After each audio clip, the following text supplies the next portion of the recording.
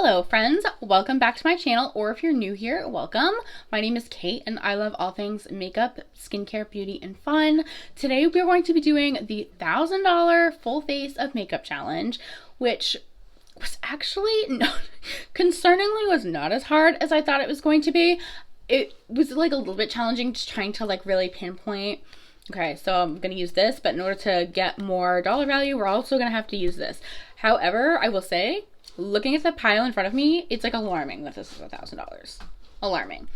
Also being said, this is the face that we created. If you're interested in this type of content, please go ahead and give this video a thumbs up.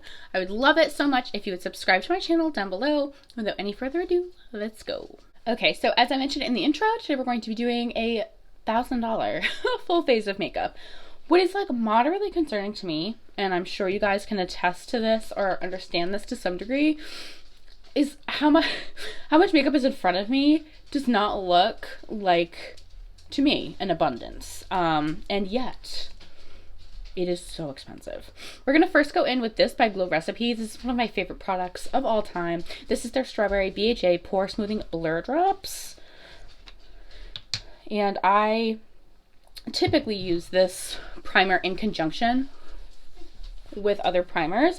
I just feel like this one doesn't do a fabulous job of, I don't feel like this one does a fabulous job of blurring my pores. However, I do feel like it helps to elongate the wear time of my makeup, and I also feel like it allows my skin to be more matte for longer.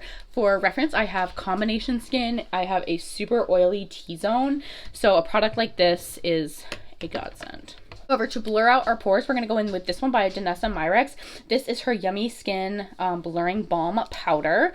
This product is another one that is supposed to help with the blurring of pores, but also with the, sorry, I'm struggling to get this cap off. It's supposed to help with the blurring of pores, but it's also supposed to help with mattifying. Okay, you know, I didn't really want to use the spatula, so that's good. Good gravy, Marie. Product design flaw here. Okay, I guess I'll just use my fingers and go in with this. And we'll just put this, really concentrating it on my T-zone and areas where I'm hoping for some blurring action. Yes, this is my first time using this product. I got it several months ago. I've been really wanting to try it, so I am doing that today. I feel like this is one of those products that is polarizing for a lot of people. A lot of people either really love it and use it every single time in their routine, or they absolutely can't stand it. I'm hoping to be on the loving it side. Historically, Danessa Myricks makes products that I really, really enjoy. Although right now, it kind of feels a little weird. So we'll see about that. I'm gonna go ahead and do my brows before foundation. To do that, I'm going to go in with the Goof Proof Brow Pencil by Benefit.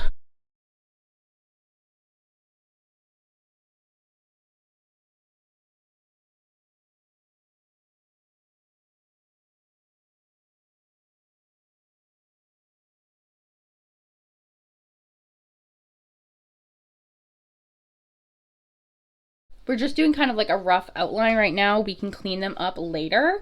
I enjoy this product because it's just quicker and easier. I know a lot of folks really much prefer the, I think it's Precisely My Brow. Those products, for me, for whatever reason, I just do not have the patience for a really thin product, because the reality of the situation for me is that like I have really sparse non-cooperative brows, and so when I have like a really I think I have one right here. It's by Yulma, and I'm trying to pan it, but this one, like the tip is just like, it's so small, so precise, and for me to get where I need to go, it takes forever. And like doing my brows, I'll be honest, not my favorite part of my routine. There's other parts of my routine that I am so looking forward to doing that is not brows. But anyways, I digress. For concealer, we're going to go in with this one by Dior. This is their Forever Skin Correct. I have mine in the shade 2CR. We're going to just plop this on the under eyes. And then for foundation, we're going to go in with this one by Tom Ford. This is the Traceless Soft Matte Foundation. This is one of my favorite foundations. It might admittedly be a little dark for me because it's one that I typically prefer to wear in the summertime. And although it is June, it's not technically summer yet.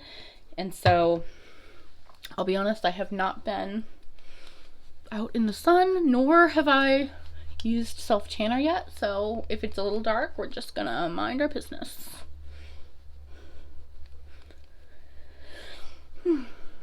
This one is nice because it's a buildable medium, and it really is that soft matte where you're gonna get a finish that's not going to be shiny or dewy. It is going to be matte, but it's not going to be a harsh matte where things are looking crusty and dusty. Because there certainly are products on the market and that I have tried that were just not the vibe. They were just not the vibe. Too dry, really emphasizing texture and dryness, and thankfully this product does not do that for me. For powder, we're going to go in with a tried and true. This is by Huda Beauty. This is her Easy Bake Loose Setting Powder. I have mine in the shade Sugar Cookie Eyes so that nothing is creasing. But what is like really wild to me about this challenge of doing $1,000 face of makeup is that I know you guys can't see it, but I have, like, in my opinion, like a modest pile of makeup in front of me, and it's $1,000. It really, and it's increasingly becoming easier, this challenge, because everything is so darn expensive. Like, it's going to get to a point where we're going to literally be able to do $1,000 full face of makeup, and it's going to be like drugstore, because even drugstore prices are just, in my opinion, wild. We're going to apply a little bit of cream contour. This one is by Westman Atelier, and this is their Face Trace Contour Stick. In hindsight, probably should have done this before I powdered some of these areas on my face, but we're going to make it work. I'll be honest, this is like one of my favorite products as far as a contour stick goes. I just find that it really does blend out really, really effortlessly, and it does not typically cling to patches on my face. I say typically because today I nearly forgot to use it, and so I'm a little nervous that it might not perform as flawlessly as usual, but honestly, this is a pretty flexible product, so I'm optimistic that despite my error, we're gonna make this work.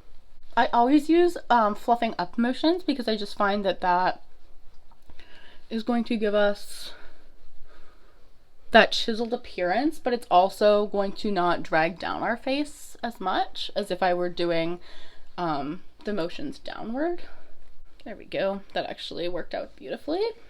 I'm gonna add a little bit more up here.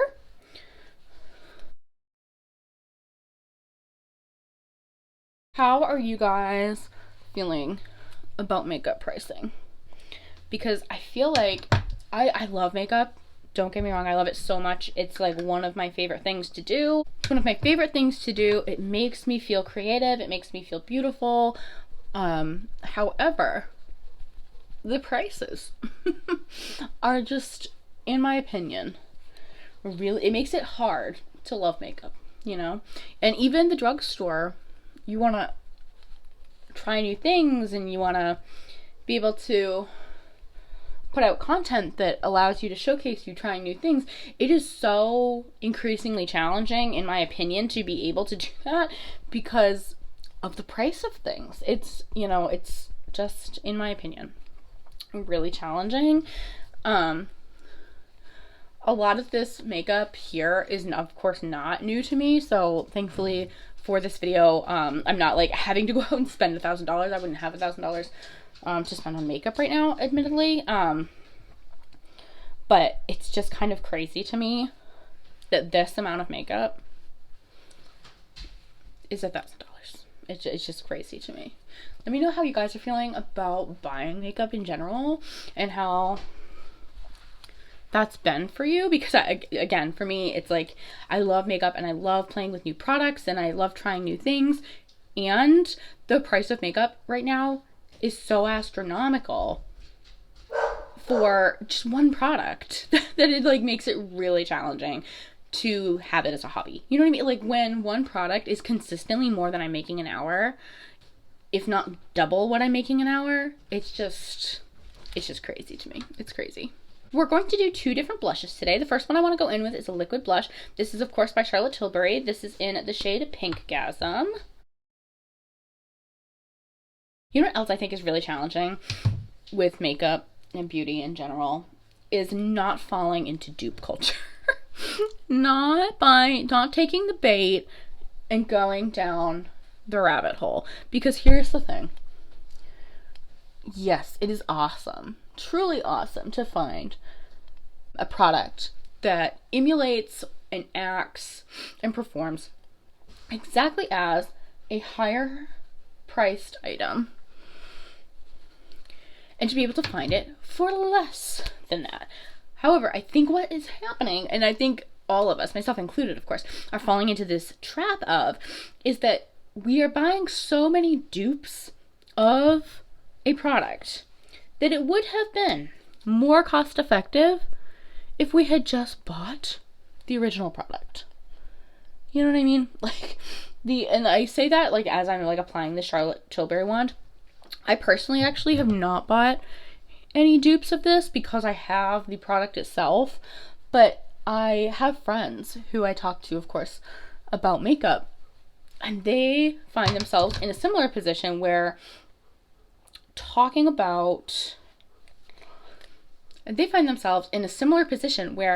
are trying to find the next best thing or the next closest thing that's more cost effective to a really high-end product that they love. And what ends up happening is that they're spending more money by constantly trying out these dupes of products, and they could have just bought one of the original. And don't get me wrong, I love the Charlotte Tilbury wand. I think it's beautiful. However, I have it, so I'm not gonna go out and buy 17 different ones just to try to get the same effect. You know what I mean? And I have to, like, personally, that's like one way I'm able to save money is by like really trying to focus on like, okay, if you have this product and you love it, you don't need 17 things that emulate the same thing. Or furthermore, if you see this beautiful product that people are raving about and you really want to try it, just buy that one product instead of the 17 things that are going to come out and emulate it. You know what I mean? For blush today, we're going to go in with this one by Pat McGrath Labs, and this is in the shade Nymphette, and I'm going to apply it using my L23 brush by Laura Lee Los Angeles. We're going to just go over where we put that cream and lightly set it.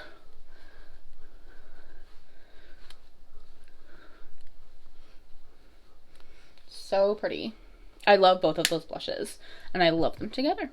For bronzer, we're going to go in with another Charlotte Tilbury product. This is her Airbrush Bronzer. I have mine in the shade 2 Medium.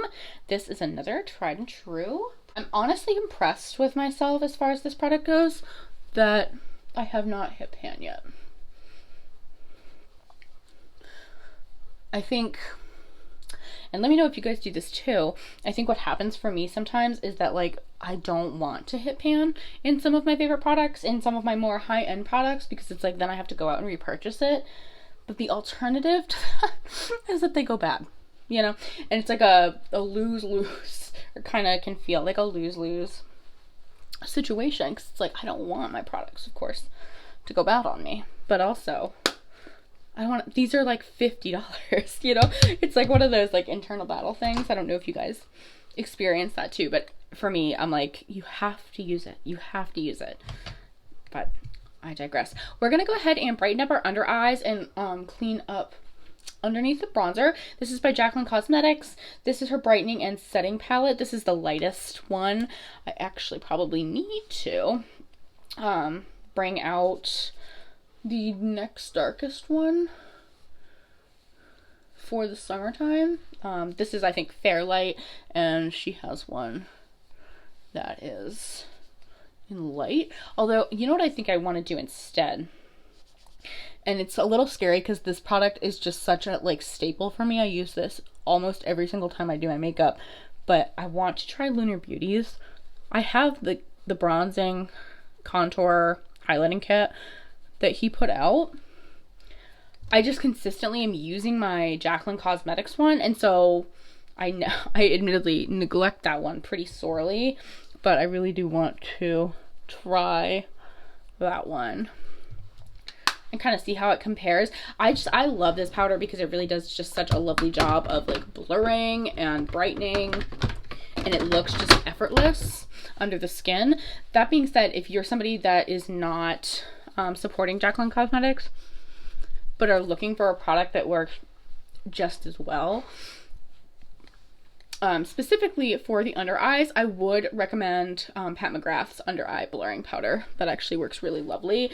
The only snafu with that one is that it does not have different shades for brightening different parts of the face. So that's kind of the only qualm that I have with it. I'm going to go ahead and set my entire face. To do that, we're going to go in with this by Milk Makeup. This is their Pore Eclipse Matte Setting Spray. Absolutely love this.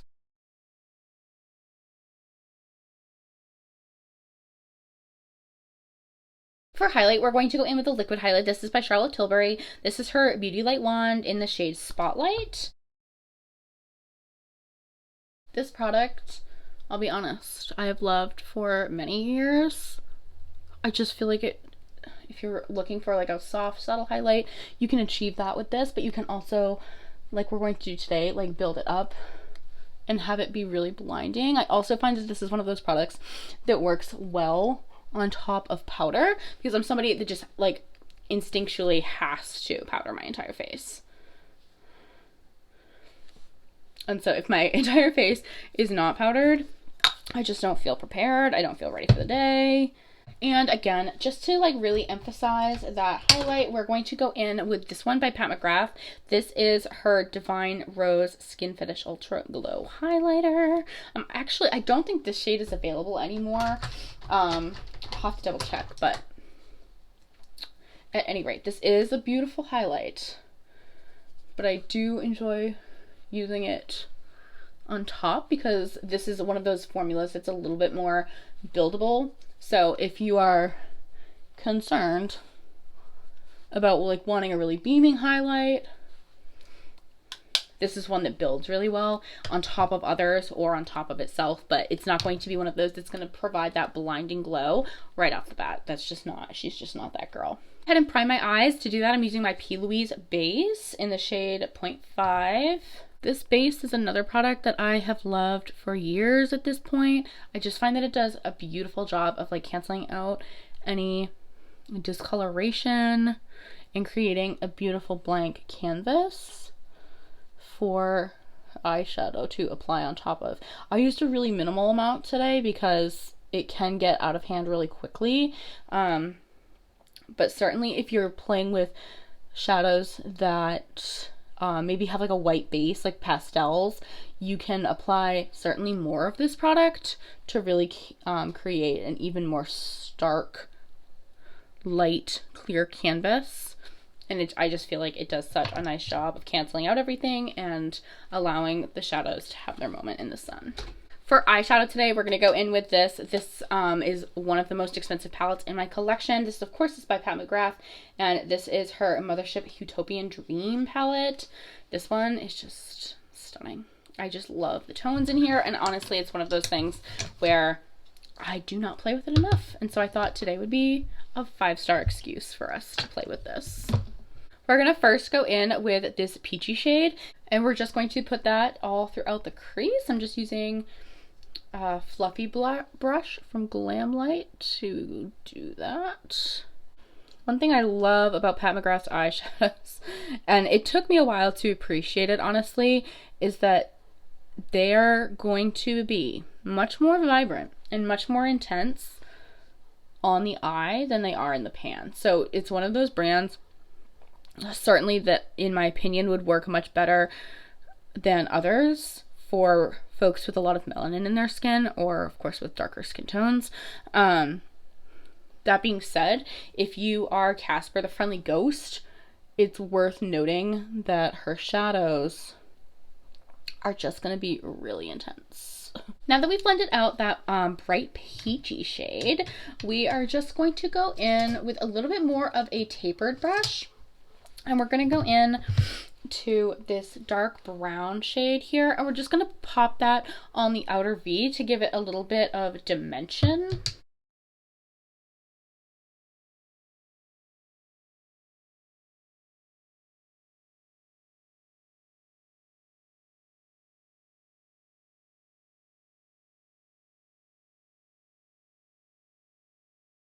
I'm going to take my finger and we're going to go in with this special shade on the center of the lid, this really beautiful duochromy purple shade. And then on top of that, or rather on the innermost corner of our eye, we're going to go in with this really special shade.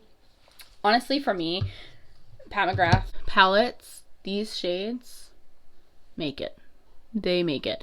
Yes, her mattes are lovely. Yes, I find them easy to blend, but it's these special shades for me that just send them over the edge. They, I feel like, are really hard to replicate in the way that I don't personally feel like I have found something that's quite the same texture and just like quite the same in general from even indie brands. And I love, I love my indie brand makeup. I find that typically 9 times out of 10 I prefer indie makeup over mainstream because they just do things really beautifully and really special. But this is also really special. Just love it. I'm just going to clean up my eyes a little bit because I can see some patchiness going on, and then I will be back and we will do mascara and lips.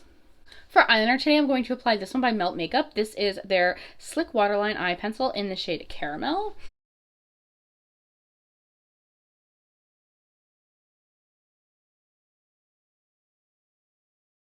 I find that these eyeliners are super polarizing, and I think what happens is that they are super slidey and glidey. So for me, I love them because they apply beautifully and easily in my waterline, but for folks that maybe have more watery eyes, the longevity isn't there. So if you're somebody that doesn't have super watery eyes and want something that's going to go on super easy, 10 out of 10, I recommend. I have 2 different shades. Of course, I have Caramel, and then I also have Olive. I personally love these and I want to get more shades, but I do also know that there's folks out there that just, they're not their favorite. For inner corner, I'm just going to go in with this light shade from our Pat McGrath palette and just pop that in there. For mascara today, we're going to also go in with a mascara by Pat McGrath. There's like a theme going here. And this is her Dark Star Mascara in Extreme Black. I believe this is supposed to be a volumizing mascara, so we shall see.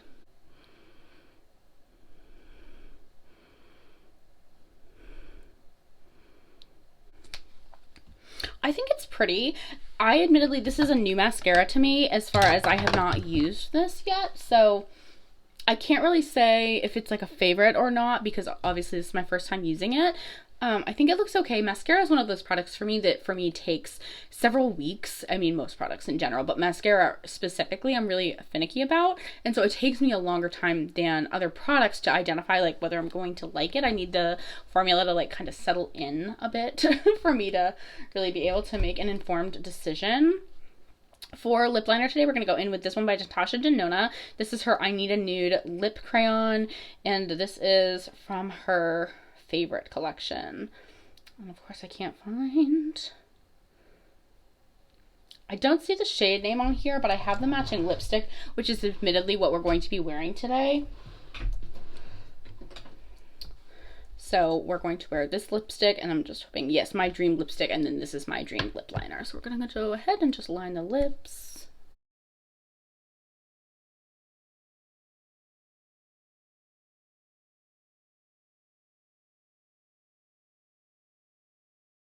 I will say lipstick and lip liners in general are one of the areas in my collection that I struggle to spend a ton of money on because I know that there are so many good drugstore or more cost-effective options.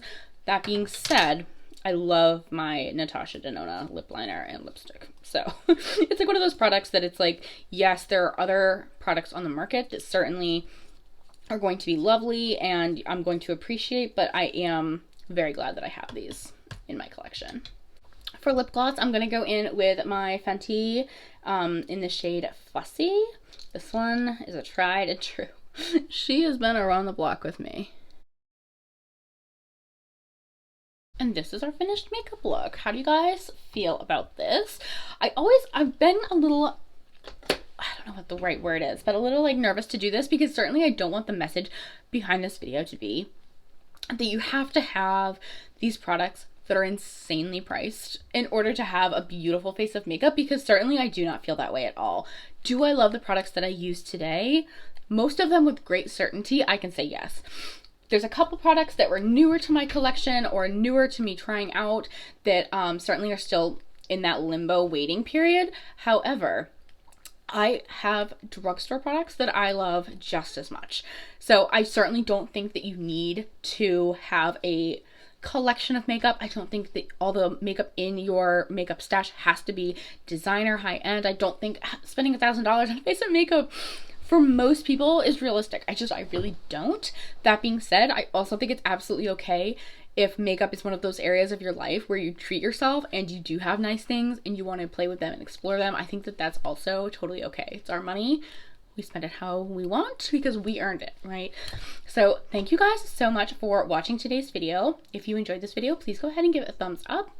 It would mean so much to me if you would subscribe to my channel down below. As always, please stay happy, stay healthy, stay blessed, and I will see you on the next video. Bye.